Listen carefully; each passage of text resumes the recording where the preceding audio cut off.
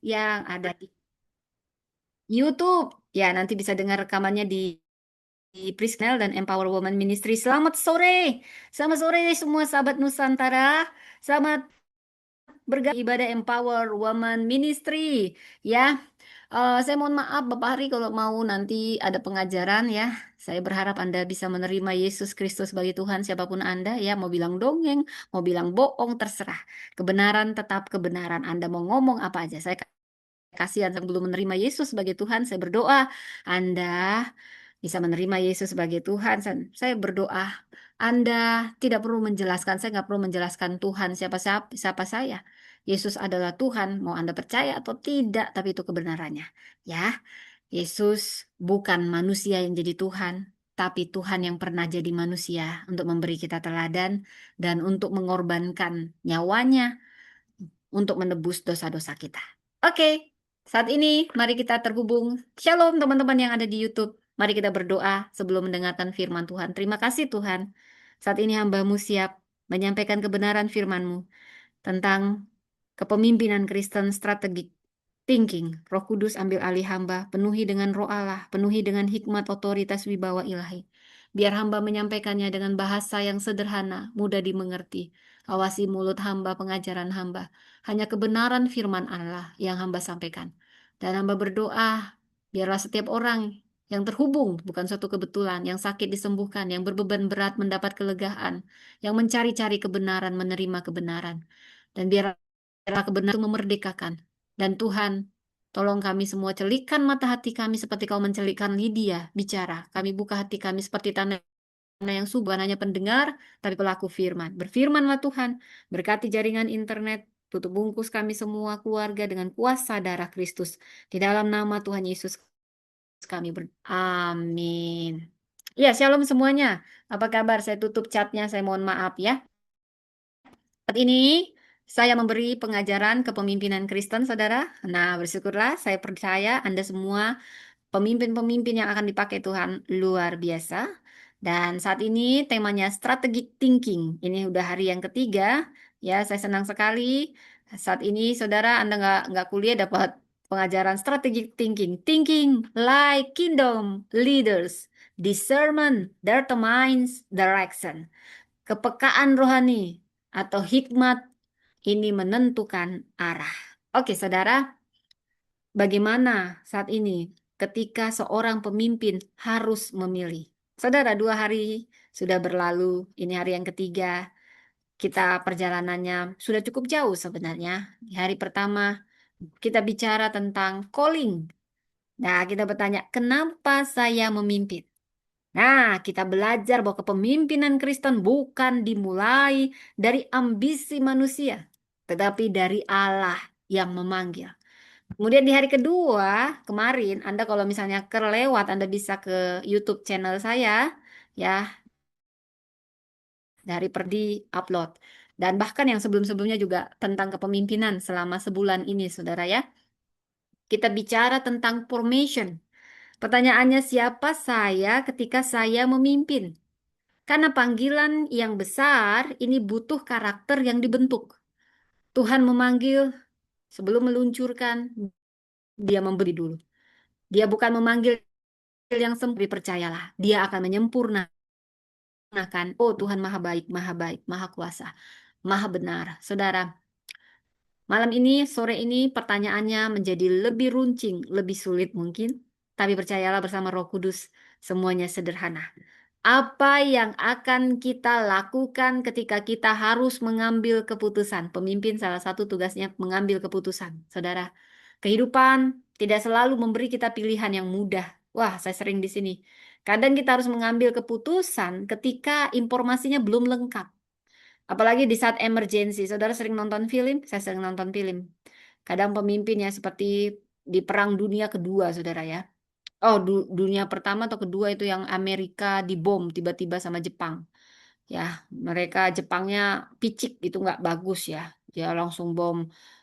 Disitulah jatuhnya dibalas dengan Hiroshima, Nagasaki dibom. Nah, di situ kepemimpinan diuji betul-betul. Karena itu dadakan dan emergensi. Presidennya luar biasa. Dia membuat suatu keputusan Ya, itu nggak siap, informasi nggak lengkap, waktu terbatas, banyak berbeda pendapat dalam film itu, banyak yang menegangkan, bahkan dokternya sampai nggak bisa bergerak, dia saking banyaknya orang yang tiba-tiba sakit penyakit, kok sakit kena bom, ada yang kena di wajahnya, sampai dokternya juga eh, nggak tahu lagi mau ngomong apa, saudara. Keputusan itu genting sekali, saudara. Tapi saya mau bawa yang lebih sederhana, nggak usah yang kayak gitu ya, saudara ya. Ada kadang seperti itu. Tapi kita akan bicara ketika resiko besar. Tidak ada pilihan. Dan tidak ada pilihan yang sempurna. Semua beresiko, saudara. Nah, sore ini, malam ini, kita akan masuk ke discernment. Apa itu discernment? Hikmat untuk membedakan. Kepekaan. Kepekaan sebelum membuat keputusan. Saudara, kita belajar mana tahu apa yang benar, saudara, tetapi bagaimana memutuskan apa yang harus dilakukan, terutama saat situasinya nggak sederhana. Apalagi kita pemimpin saat misalnya tiba-tiba terjadi bom, ya, tiba-tiba emergensi perang dadakan atau bumi dadakan, semua tuh, karena ada pemimpin, bahkan pemimpin di atas Anda tiba-tiba juga meninggal dunia. Nah, Anda yang harus menggantikan dan tidak bisa tahu semua informasi dengan lengkap. Apapun yang jadi keputusan, Anda tahu beresiko. Tapi saat ini, saudara, saya akan bawa Anda untuk persiapan seandainya hari itu tiba. Kita nggak tahu akan terjadi apa esok hari, saudara. Tapi kita harus belajar saat ini. Dan saya percaya yang ada di sini adalah pemimpin-pemimpin yang luar biasa. Saya nggak peduli agama Anda. Ya, ini untuk semua, saudara. Dan saya juga mau katakan, kekristenan bukan soal agama. Kekristenan adalah relasi kita dengan Tuhan. Oke, saudara, saya akan membawa Anda kepada suatu situasi. Bayangkan situasi ini 1 jam sebelum ibadah besar dimulai. Nah, ini di gereja situasi. Tiba-tiba anggota tim datang dan berkata, Bu, ada laporan serius nih. Salah satu pelayan kita. Padahal di situ belum ada bukti lengkap. Ya. Orang yang dilaporkan adalah orang yang sangat dipercaya. Bahkan dijadwalkan melayani malam itu. Dan sekarang Anda harus memilih. Kalau langsung diberhentikan dari pelayanan, akibat kegaduhan. Kalau dibiarkan melayani, resikonya juga ada. Bahkan resiko keselamatan. Apa yang harus Anda lakukan sebagai pemimpin? Nggak boleh lama-lama membuat keputusannya. Dan memang jangan berpikir terlalu lama. Nah, kalau ini terjadi, apa keputusan pertama Anda? Kemudian perhatikan, jawabannya pasti beda-beda. Karena kita masing-masing membawa asumsi, asumsi. Ada yang berpikir, jangan sampai nama baik gereja rusak. Reputasi is number one. Ada juga yang berpikir kita harus melindungi korban. Dia korban. Tapi ada juga yang berpikir, tunggu dulu, tunggu. Buktinya belum lengkap. Dan ada juga yang berpikir, lebih baik orang itu tidak melayani dulu. Ada juga yang mungkin berkata, mari kita doakan dulu. Nah, semua kalimat itu mengandung sesuatu yang benar. Tapi belum tentu semuanya cukup untuk menghasilkan keputusan yang benar. Saudara, disinilah kita butuh strategic thinking. Kalau Anda sering ada seperti ini, Anda bingung membuat keputusan. Karena memang tidak ada yang bisa memastikan itu keputusan yang benar saat informasi tidak lengkap. Saudara, sekarang tema intinya. Strategic thinking bukan berarti menjadi orang yang paling pintar di ruangan. Oh, itu yang paling pintar itu. Kita tanya sama dia, ini nggak usah nih. Nggak usah nih, on, ini agak-agak on, lambat gitu. Nggak usah ditanya, itu tuh yang paling pintar. Nggak perlu seperti itu, saudara. Semua kita bisa melakukan strategic thinking. Kita bisa karena apa? Karena strategic thinking itu bukan bicara yang paling pintar, tapi kemampuan melihat dengan benar, kemampuan menimbang dengan bijaksana, dan memilih dengan tanggung jawab, bertanggung jawab. Bukan asal buat keputusan Anda sebagai pemimpin. Kagak peduli gue, yang penting kan gue disuruh buat keputusan. Ya, yang penting gue amankan diri gue gitu ya. Harus bertanggung jawab, saudara. Bahasa sederhananya, jangan buru-buru bertindak sebelum belajar melihat. Karena keputusan yang cepat belum tentu keputusan yang bijaksana. Oh, hebat kali dia. Langsung dibuatnya keputusan. Padahal dia cepat-cepat aja. Aku mau pulang menonton film. Pokoknya aku buat keputusan. Oh, nggak boleh begitu. Sebagai pemimpin, nggak boleh, kawan. Keputusan yang lambat juga, oh nanti ya gitu doa, tapi lambat-lambat datang ngapa-ngapain, sampai nonton-nonton lagi masih Andi, saudara ya. Kalau ada yang seperti ini parah banget pemimpin ya. Nah, keputusan yang lambat juga belum tentu yang bijaksana. Oh, dia udah cukup lama itu, udah dipertimbangkannya itu pasti itu yang bijaksana. Enggak juga, saudara. Kadang terlalu cepat berbahaya, tapi terlalu lama juga berbahaya. Nah, disinilah strategic thinking. Pemimpin Kristen harus belajar kapan harus berhenti, kapan harus melihat, kapan harus bertanya, kapan harus memilih, kapan harus mengubah keputusan. Saudara, jadi ini bukan sekedar, oh saya rasa damai buat keputusan ini. Ingat, Yakobus 1 ayat 5. Apabila di antara kamu ada yang kekurangan hikmat, ini sederhana, saudara. Minta, sudah minta belum sama Allah? Kenapa Anda sibuk sendiri? Bagaimana, pusing aku. Sudah berdoa belum? Minta hikmat. Minta katanya. Mintalah. Maka akan diberikan kepada minta hikmat. Yakobus 1 ayat 5. Roh Kudus, tolong aku membuat keputusan. Tolong aku berserah penuh, sungguh-sungguh. Jangan keputusanmu. Bukan yang ku kehendaki, tapi yang kau kehendaki. Tolong aku, Roh Kudus. Minta hikmat, saudara. Saudara, pemimpin Kristen butuh hikmat. Kadang kita jelas perlu berhati-hati. Kadang kita berkata, saya sudah berdoa dan saya merasa damai. Ya, itu bagus. Tapi pertanyaannya, apakah rasa damai itu selalu berarti bahwa keputusan kita sudah benar? Belum tentu. Kadang kita merasa damai karena memang Tuhan memberi damai. Tetapi kadang kita merasa damai karena kita memang sudah ingin keputusan itu. Kita tidak ingin ada konflik. Kita takut ambil keputusan sulit. Atau kita hanya cari pembenaran terhadap apa yang kita putuskan. Itu jadinya intinya perasaan adalah data. Tetapi perasaan bukan satu-satunya apa itu discernment, kepekaan rohani, hikmat membedakan. Minta itu dari Tuhan. Discernment Kristen itu butuh firman. Baca firmannya. Doa. Tuhan berbicara yang jelas dari Alkitab. Dari doa saat kita berdoa, dia berbicara di firman ini. Ini salah satu totalitas Tuhan berbicara di sini. Walaupun mungkin orang ada yang mendengar audible, saya pernah dengar hamba Tuhan, oh aku mendengar suara Tuhan begini ya, terserah itu urusan, mau benar atau mau tidak ya. Saya percaya Tuhan juga bisa bicara dengan demikian. Bicara dari banyak hal, bicara dengan lewat pasangan, lewat anak kita, lewat siapapun Tuhan bisa bicara. Dia bisa juga bicara lewat media sosial. Dia punya banyak cara untuk bicara sama kita. Tapi yang jelas, yang saya tahu dari dulu, Tuhan lebih dulu bicara lewat firman-Nya. Semua firman yang ada di Alkitab adalah firman Allah. Saudara, jadi kita butuh firman, doa, fakta, dan hikmat komunitas. Jangan cuma seenak dewe, tanya orang. Tanya yang lebih berpengalaman. Pertimbangkan resiko dan punya keberanian untuk diperiksa. Discernment bukan pengganti analisis. Aku memakai kepekaan rohaniku, kau kan tahu aku nih bahasa roh 3 jam tiap hari. Bahkan 7 jam. Nah, nggak jaminan, saudara. Banyak sekarang bahasa roh dibuat-buat. Ya tuh? Nah, tapi gak usah kita hakimi sama Tuhan, ya kan? Dan bukan pengganti doa. Keduanya bertemu dalam keputusan yang dapat dipertanggungjawabkan. Saudara, kita belajar. Nah, saat ini kita belajar aja dari tokoh-tokoh Alkitab, saudara. Ya, Alkitab sudah memberi jawabannya dari zaman dulu sampai zaman yang akan datang. Sudah ada di Alkitab. Semua zaman, setiap musim kehidupan, jawabannya sudah ada di Alkitab, saudara. Lewat teladan, saudara. Kita belajar dari teladan Yusuf. Jangan hanya melihat hari ini. Kita masuk Kejadian 41. Pada saat itu Firaun bermimpi dan Yusuf menafsirkan bahwa akan ada 7 tahun kelimpahan lalu disusul 7 tahun kelaparan. Perhatikan, Yusuf tidak berhenti hanya pada arti mimpi. Yes, aku sudah mengartikan mimpinya. Yes, sudah selesai tugas. Tapi dia bergerak. Kalau begitu apa yang harus kita lakukan? Jadi nggak hanya tahu informasi, tapi ada tindakan, solusi. Di sini kita melihat sesuatu yang penting.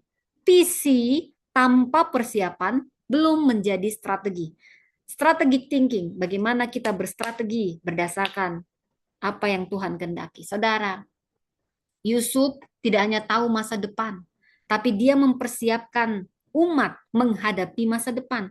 Kita nggak tahu masa depan, besok kita nggak tahu. Tapi kita ada persiapan untuk besok dan kita sudah tahu Tuhan ada di hari esok.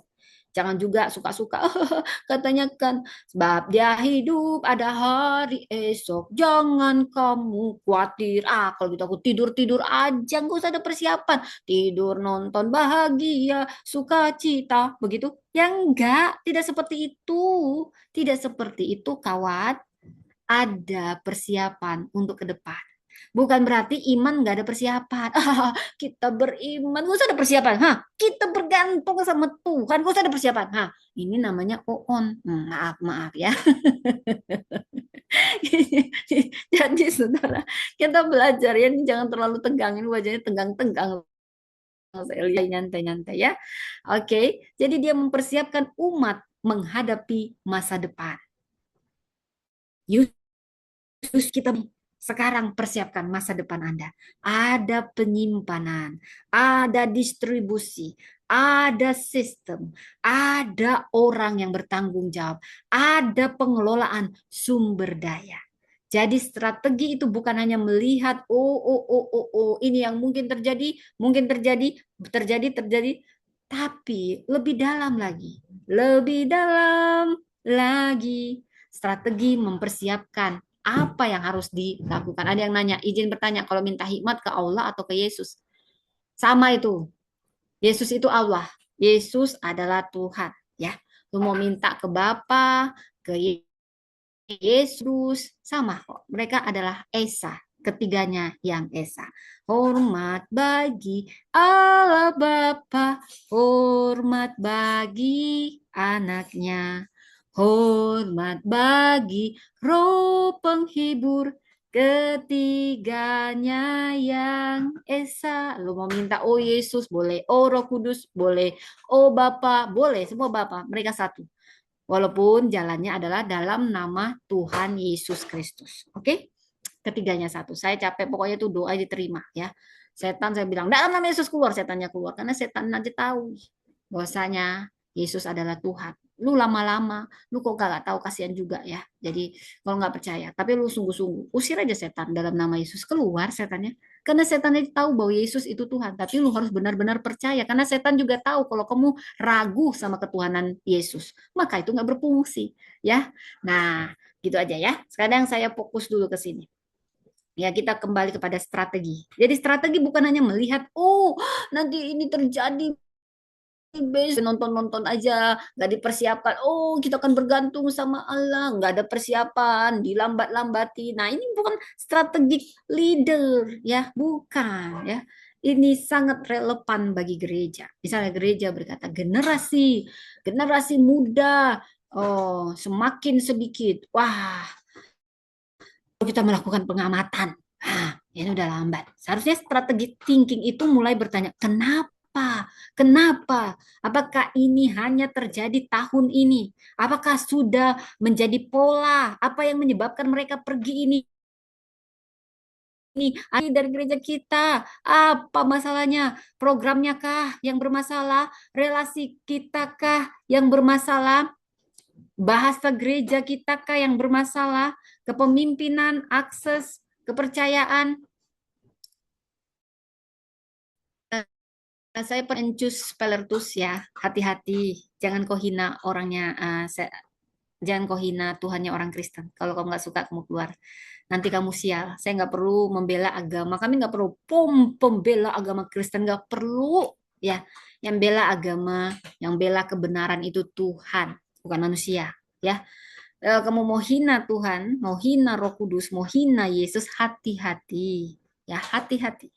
Ada dosa yang tidak bisa diampuni ya, nanti kamu sial ya. Saya ingetin kamu, kalau nggak suka pergi, tunjukkan kamu beragama, kamu mau agama apapun saya nggak peduli, karena nggak penting, nggak ditanya agama di surga, kamu agama apa, nggak ditanya. Tapi yang ditanya, apakah kamu beriman, percaya kepada Kristus, itu jalan ke surga. Tidak ada ditawar-tawar, oh aku baik begini-begini, nggak ada, nggak penting. Tapi bukan berarti aku sudah terima Yesus, aku nggak perlu baik. Itu lebih nggak masuk akal ya. Karena kalau kita sudah terima Yesus, kita Roh Kudus bekerja pada kita akan berbuat kasih. Kita bisa memberi tanpa mengasihi, tapi kita nggak bisa mengasihi tanpa ya. Oke, saya back to the strategic thinking. Yeah, saya tutup chatnya ya. Mohon maaf kalau agak-agak diabaikan chatnya Ya, kita bertanya lagi, bagaimana dengan kepemimpinan gereja? Aksesnya, kepercayaan, apakah kita benar mendengar suara mereka? Nah, disinilah kita masuk kepada sistem thinking. Sistem thinking. Apa itu? Masih ingat Gunung Es? Ada lagunya. Titanic. Lagunya begini-begini.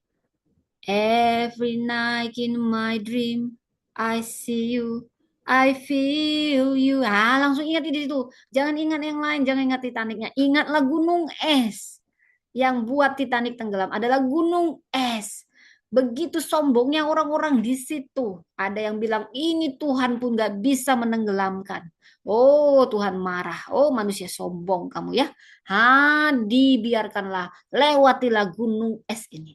Wah, itu hanya kecil. Ternyata di bawahnya ada gunung. Tapi di atasnya kecil nampaknya. Tapi di bawahnya gunung besar. Maka ditabrak Titanic. Nah, saya bawa Anda ke situ untuk sistem thinking gunung es. Wah, saya ingin memberikan satu analogi yang sederhana. Ini sederhana, gunung es. Yang kita lihat mungkin bagian kecil, saudara, di atas permukaan air. Tapi bagian terbesar berada di bawah. Demikian juga dalam organisasi. Yang terlihat mungkin gara-gara ini kalian bertengkar. Ternyata sebenarnya sudah lama masalah-masalah kecil disimpan-simpan, ditahan-tahan. Lalu emosilah untuk masalah yang sederhana. Saudara, contoh, 2 orang pengurus mengundurkan diri.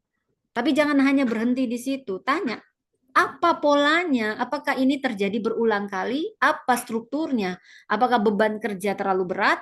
Apa petugas nggak jelas? Apa decision right atau keputusan yang nggak jelas? Apa mental modelnya? Mungkin ada keyakinan. Kan harus selalu tersedia. Atau, kalau pemimpinnya itu baik, dia nggak boleh mengatakan tidak. Nah, masalahnya ternyata bukan hanya 2 orang yang mengundurkan diri, tapi ada budaya, ada sistem, ada cara berpikir. Jadi jangan hanya memperbaiki apa yang terlihat. Mungkin yang terlihat itu kayak gunung es yang kecil, tapi di bawahnya itu besar masalah. Carilah yang terus-menerus menghasilkan apa yang terlihat. Itulah sistem thinking. Jadi gejala itu bukan akar masalah, itu hanya gejala, tapi kita harus cari akar masalahnya. Bayangkan seorang demam, anak saya sering demam, saudara. Pernah pada saat itu kita hanya kasih obat demam, tapi bukannya turun, sudah 3 hari nggak turun-turun, naik turun, naik turun. Ternyata dia demam berdarah, saudara. Untung kita cepat, karena kita tahunya di hari keempat sudah masuk fase krisis. Nah, sebenarnya kok 3 hari sudah waktunya kita periksa darah, karena itu lebih akurat. Yang saya lihat bersama keluarga hanya gejala, dia demam. Pada saat itu dia flu. Kita pikir karena bakteri atau virusnya terlalu tinggi. Saudara, kita hanya melihat, wow suhunya sampai 40 derajat.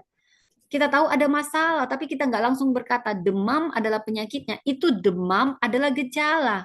Kita cari penyebab. Demikian juga dalam kepemimpinan. Misalnya, jemaat kok makin sedikit.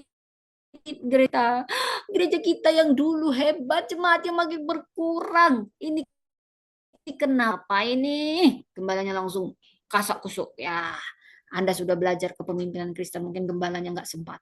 Anda pun menenang, Anda pun diingatkan oleh Roh Kudus. Itu gejala. Jemaat makin sedikit, itu gejala. Jangan langsung buat kesimpulan karena jemaat yang nggak setia. Cari akarnya kenapa jemaat jadi berkurang. Layanan mungkin tidak relevan lagi, ini sudah jam. Indikasi mungkin buruk, datang ya kan, nggak pernah disapa, nggak ada kekeluargaan. Ada konflik belum diselesaikan, mungkin pernah jemaat Anda punya konflik, Anda cuma ya kita doakan, tapi nggak pernah peduli. Itu kelihatan kok orang yang benar-benar peduli sama yang nggak, cuman omong doang, kelihatan ya. Kemudian generasi muda nggak diberi ruang, yang tua-tua aja mau tampil, yang muda nggak dikasih kesempatan. Hormat sama senior.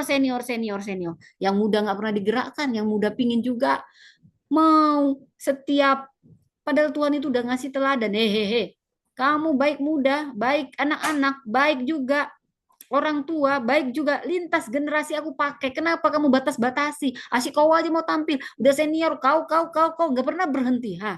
Padahal ini kata Yoel, di kitab Yoel, anakmu laki-laki dan perempuan akan bermimpi. Orang tua akan mendapat, mungkin saya lupa ya, pokoknya semua generasi Tuhan pakai. Gak pernah Tuhan, tunggu ya yang muda ya, yang tua dulu terus ya, yang tua. Enggak. Tuhan pakai serentak. Nah, kamu gerejanya sih yang tua-tua, yang anak muda nggak kasih ruang. Yang tua digerakkan, yang muda pun digerakkan, keseimbangan. Jadi pemimpinnya terlalu dominan juga. Ini membuat jemaatnya malas lah, pemimpinnya dominan, dia aja semuanya dia. Atau juga masalah kepercayaan. Ini paling utama. Keuangan yang tidak transparan. Malas aku gereja di sini, cuma jualan, nggak jelas uangnya kemana. Pelan-pelan dia pergi, saudara. Gak bisa bohong, itu semua gejala. Cari akarnya. Jadi pemimpin yang strategis akan bertanya apa yang sebenarnya sedang terjadi. Bukan siapa. Ini semua kesalahan kamu sebagai wakil saya. Dia nggak mau disalahin, yang salahnya adalah wakilnya. Kapan gini kayak gini bisa lebih baik, ya tuh? Saya bawa Anda lebih besar. Fakta, ketika kita berhadapan dengan fakta, unknown, dan asumsi. Salah satu disiplin terpenting bagi pemimpin, kita harus bisa bedakan 3 hal. Mana fakta? Apa yang benar-benar kita ketahui? Dan yang tidak kita ketahui, unknown. Dan assumption. Apa yang kita pikir benar, asumsi. Bukankah kita semua berasumsi, kayak sekarang ada kasus ini, itu pasti bukan bunuh diri, tapi itu kan masih asumsi. Kita lagi cari tahu kebenaran. Semua orang berhak berasumsi, saudara. Nah, tapi harus bisa dibuktikan. Masalahnya dalam krisis, manusia sering memperlakukan asumsi sebagai fakta. Misalnya dia pasti yang bersalah. Dia. Semua dia. Karena kita udah benci dari awal sama dia. Padahal dia apa, saudara? Kalau ketahuan begitu ya, terjadi yang begitu. Padahal belum ada pemeriksaan. Atau kita tidak melakukan sesuatu sekarang, gereja pasti hancur. Apakah itu fakta? Belum tentu. Makanya, saudara, asumsi itu yang tidak diperiksa itu bisa jadi keputusan yang salah. Karena dia gila-gila berasumsi, pasti dia itu begini, masih asumsi, nggak dicari fakta. Tapi kita pemimpin yang dewasa, kita berani berkata, saya belum tahu. Itu bukan kelemahan, kita ngakui kelemahan kita. Atau tahu, itu bukan kelemahan, itu kerendahan hati epistemik. Kita belajar lagi dari tokoh yang kedua. Esther, keberanian yang memiliki timing. Keberanian. Yesus jadi Tuhan itu asumsi, tapi apa kau tahu apa-apa? Kamu hari gini nggak tahu. Kalau kau tanya aja sama setan kalau nggak percaya. Yesus itu Tuhan. Ya. Masa asumsi saat ini lu kemana aja yang ciptain langit dan bumi? Tuhan Yesus. Ya. Oke, kita balik lagi di sini. Ya, kita berdoa dia menerima Yesus sebagai Tuhan dan Juru Selamat. Ya. Jadi sekarang kita melihat Esther. Kita belajar dari Ratu Esther. Saya tutup dulu catnya ya.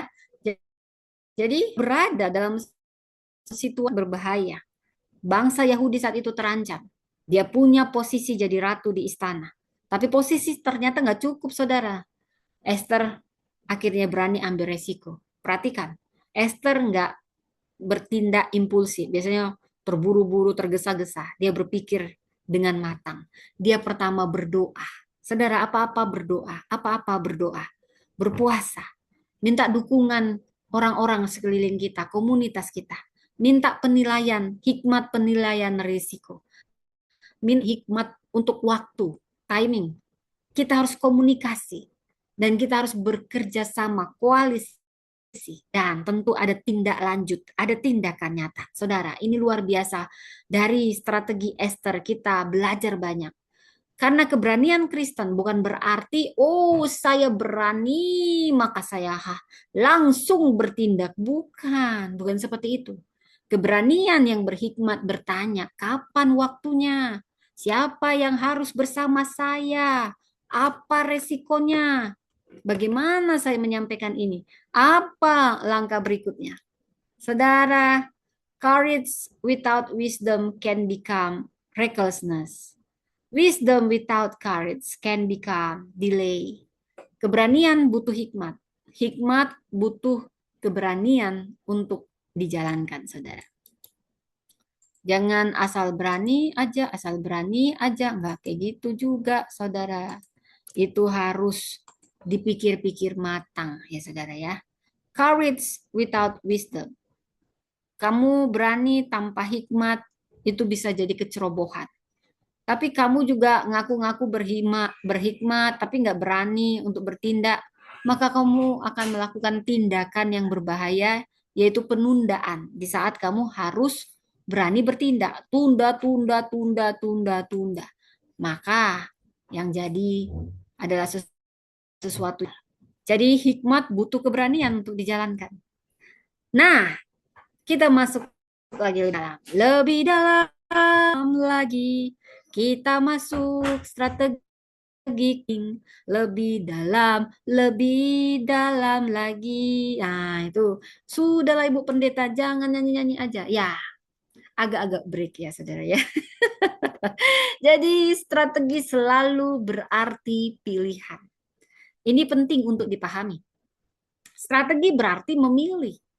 Kalau kita berkata, oh kita akan melakukan semuanya, itu bukan strategi.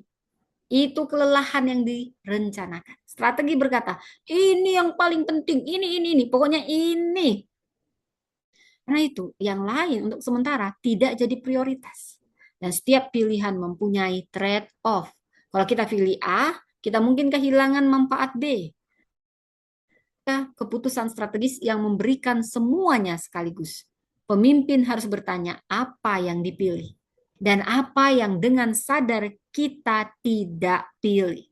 Ini menjadi kedua pertanyaan yang sering sulit bagi seorang pemimpin. Kita belajar dari Deborah.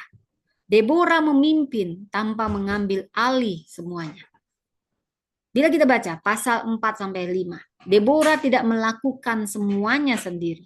Dia pertama berdoa, dia mendengar, dia menamai tanggung jawab, dia mendampingi, dia membangkitkan keberanian, dia memobilisasi. Saudara, ini penting. Karena dalam krisis ada pemimpin yang langsung berkata, sudah, saya saja yang kerjakan. Kenapa? Karena dia merasa dia lebih cepat kalau dia semua. Tapi kalau kita semua yang melakukan atau semua harus dilakukan oleh satu orang, maka apapun organisasi itu menjadi bergantung kepada satu orang. Deborah menunjukkan bahwa kepemimpinan bukan hanya orang yang mengambil tindakan. Pemimpin juga membangunkan keberanian orang lain untuk mengambil tanggung jawab. Jadi leadership is not doing everything. Leadership is helping the right people do the right thing at the right time. Kepemimpinan tidak melakukan semuanya, tapi kepemimpinan menolong orang yang tepat, melakukan hal yang tepat. Ini perlu hikmat yang tinggi, saudara. Kalau krisis terjadi, apa yang harus dilakukan? Saudara mau suka atau tidak suka, tantangan selalu akan ada, masalah selalu ada dalam hidup. Tapi orang-orang yang berstrategic thinking, dia mengubah tantangan itu menjadi peluang. Saudara, sekarang kita masuk kepada krisis leadership. Dalam krisis, jangan langsung berpikir bagaimana menyelesaikan semuanya.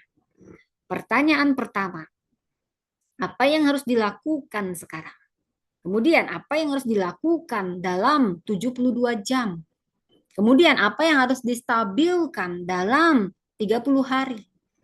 Ini sangat sesuai dengan arsitektur hari yang ketiga, saudara.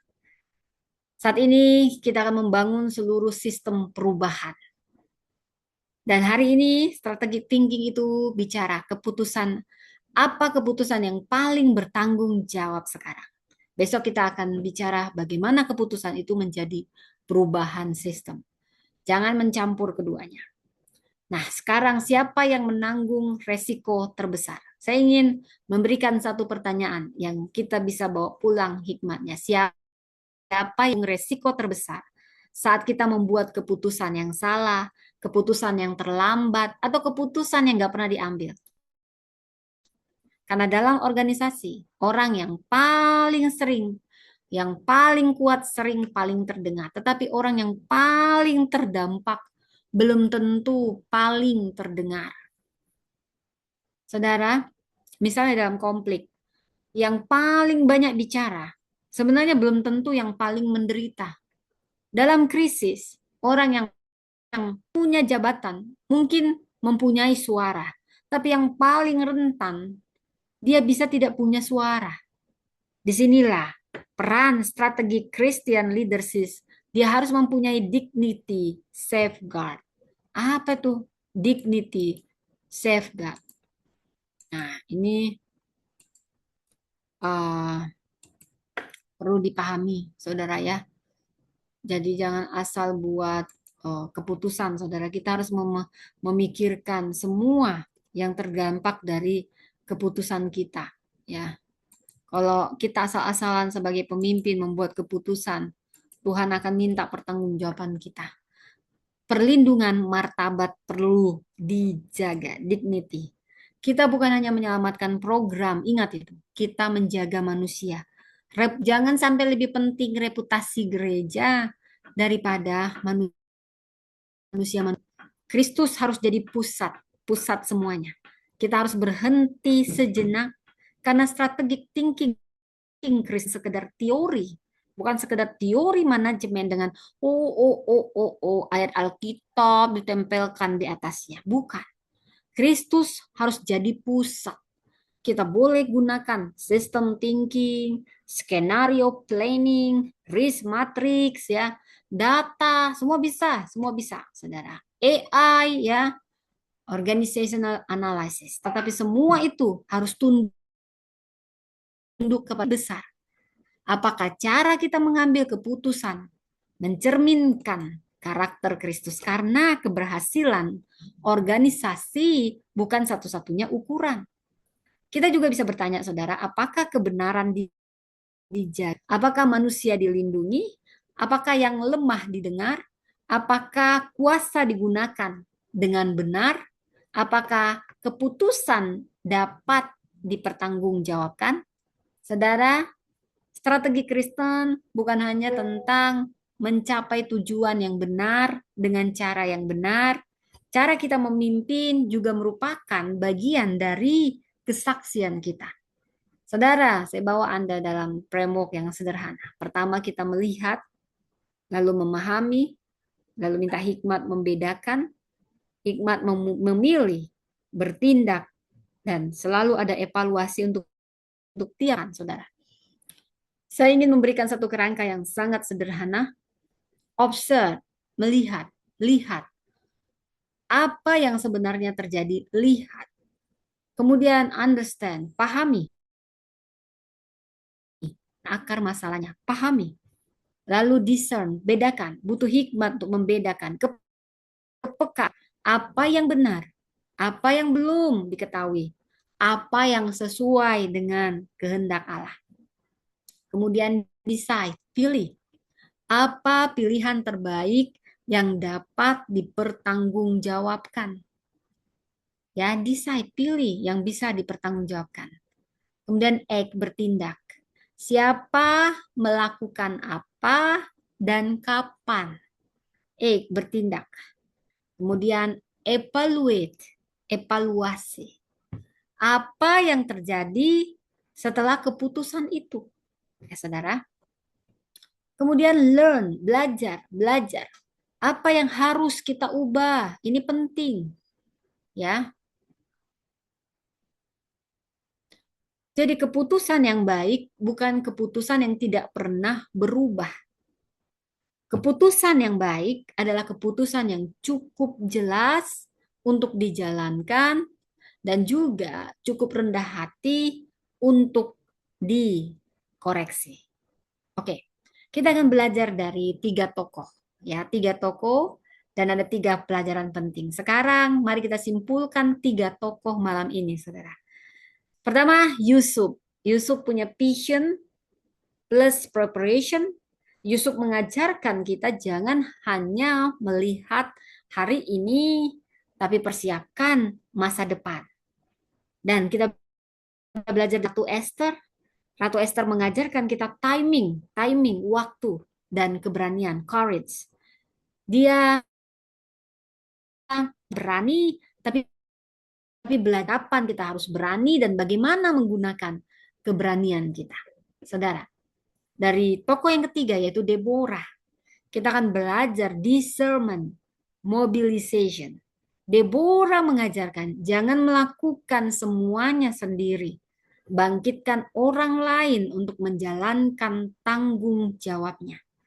Yusuf melihat ke depan, Esther dia berani memilih, Deborah dia menggerakkan orang lain. Melihat ke depan, berani memilih, menggerakkan orang lain. Wow, ini paduan pemimpin yang luar biasa, saudara ya. Nah, dan saya mau kasih Anda untuk mengingat 3 kalimat ini. Saya ingin saudara mengingat 3 kalimat ini. Jangan langsung bertindak sebelum belajar melihat. Karena masalah yang salah didiagnosikan, ini menghasilkan keputusan yang salah. Strategi adalah keberanian untuk memilih. Bukan semua hal harus kita lakukan. Itulah strategi. Nggak bisa kita senangkan semua orang. Nggak bisa kita lakukan semua. Harus ada yang jadi prioritas. Dan disitulah pentingnya strategi. Saudara, pemimpin Kristen tidak hanya bertanya, apa yang harus saya lakukan? Tapi pertanyaannya, siapa yang harus saya lindungi juga? Itulah yang membedakan strategic thinking Kristen dari sekedar strategic manajemen. Saudara, beda dalam kekristenan. Kalau bisnis dunia ini mungkin alah menghasilkan untung, pakai. Nggak untung lagi, nggak ada manfaat, singkirkan. No, no, no, no. Kita bukan seperti itu kawan. Segala sesuatu sumbernya dari Tuhan. Jangan sembarangan singkirin orang. Perhatikan ada wajah-wajah rentan. Mungkin si bapak ini sudah tua rentah. Waktu muda kita pakai tenaganya. Sekarang dia tua. Kita mau habis manis sepadi buang. Dalam kekristenan tidak boleh seperti itu. Pimpin tidak boleh seperti itu. Habis manis sepadi buang. No. Lihatlah wajah-wajah. Dia punya anak yang harus dia kasih makan. Itulah kasih. Kasih mengalahkan semuanya. Mungkin dia tidak begitu menguntungkan, tapi percayalah, sumber berkat adalah Tuhan. Ketika kita tetap memperhatikan dan peduli dengan si bapak ini, bukan hanya morotin tenaga dia, habis manis sepadi buang, dia sakit-sakitan, singkirkan, pecat, buang. Tidak seperti itu. Itulah bedanya kepemimpinan Kristen dengan dunia ini. Tapi percayalah ketika kasih itu ada, maka tidak pernah kekurangan, bahkan lebih, karena sumbernya dari Tuhan. Saudara, saya bawa Anda lebih dalam. Sekarang saya ingin saudara tidak berpikir tentang gereja dulu, tapi pikirkan hidup saudara sendiri. Sederhana. Apakah ada keputusan yang saat ini saudara harus ambil? Mungkin dalam keluarga, dalam gereja, dalam pelayanan, dalam pekerjaan, organisasi, pendidikan, keuangan, atau hubungan. Sekarang coba tanyakan 7 pertanyaan. Apa faktanya? Apa yang belum, asumsi apa yang sedang saya pegang? Apa akar masalahnya? Saudara, pilihan apa yang saya punya? Siapa yang paling menanggung resiko? Apa yang membuat saya mengubah keputusan?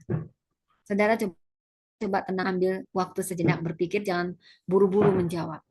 Karena mungkin selama ini kita bukan kekurangan informasi. Ya saudara, kekurangan informasi ini saya buat dulu ini. Saya mau cat-cat, saya nggak baca ya saudara, supaya saya fokus ya. Mungkin kita juga bukan kekurangan keberanian untuk melihat kenyataan. Atau kita bukan kekurangan doa. Tiap doa. Tapi kita kekurangan keberanian untuk mengambil keputusan. Atau mungkin kita bukan kekurangan strategi. Kita kekurangan kerendahan hati untuk mengakui bahwa kita pun mungkin salah. Nah, saudaraku, sebagai pemimpin Kristen, kita bukan orang yang selalu mempunyai jawaban. Kita bukan Tuhan. Itu wajar. Siapapun Anda pemimpin, tidak ada yang sempurna. Tapi pemimpin Kristen adalah orang yang tahu bagaimana mencari jawaban dengan setia, dengan doa, periksa fakta, dengar orang lain. Akui ketidaktahuan, jangan sok tahu. Lihat sistem, mempertimbangkan resiko. Berani memilih. Kita harus melindungi yang rentan. Dan ketika fakta berubah, kita bersedia belajar. Itulah strategic thinking. Bukan berarti kita tahu semuanya. No. Tetapi kita akan melihat dengan jujur, menimbang dengan hikmat, memilih dengan berani, dan tetap rendah hati untuk dikoreksi. Karena discernment determines direction. Hikmat untuk membedakan itu menentukan arah kita. Discernment, hikmat membedakan atau kepekaan rohani. Ini menentukan dan keputusan menentukan kemana organisasi bergerak. Saudara, saya beri jembatan untuk tindakan praktik. Saat ini, malam ini, jangan hanya berhenti pada teori, kita akan masuk ke dalam praktik, kita akan menggunakan nanti buku saya dari panggilan menjadi warisan.